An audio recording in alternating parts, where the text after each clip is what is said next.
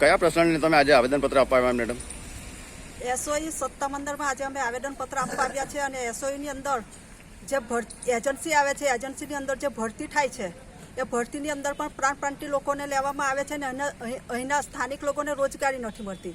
અને બીજો પ્રશ્ન છે, જે બહેનો છે જે રિક્ષાઓ ચલાવે છે એ રિક્ષાઓના 600-700 રૂપિયા રોજના લેવામાં આવે છે. એ બહેનોને શોષણ કરે છે અને જે બહેનો સક્ષમ છે જાતે પણ રિક્ષા ચલાવી શકે અને રોજગારી મેળવી શકે એ પ્રમાણેની પણ રોજગારી હોવી જોઈએ. અને જે ભાઈઓ છે, ભાઈઓ માટે 50 કે 55 જેટલા પાસ ઇસ્યુ કરવામાં આવ્યા છે. એ પાસને પણ વધારો કરવામાં આવે અને વધારામાં વધારે લોકોને એનો લાભ મળે એના માટે પણ અમે મળ્યા છે.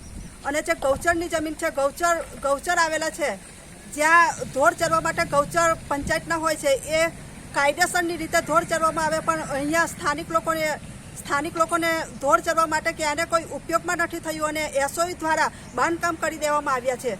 અને જે અહીંના ઢોર ચારો ચરવા માટે ગાયો ફરે છે અને ગાયોને એસઓઈ દ્વારા એને લઈ જઈને પાંજરાપોળમાં પૂરવામાં આવે છે. તો પાંજરાપોળની અંદર પણ ગાયોને ઘાસચારો મળતો નથી. એટલે અહીંની સ્થાનિક લોકોને ગાયોને પણ મુશ્કેલી છે અને માણસોને પણ એટલી જ મુશ્કેલી છે.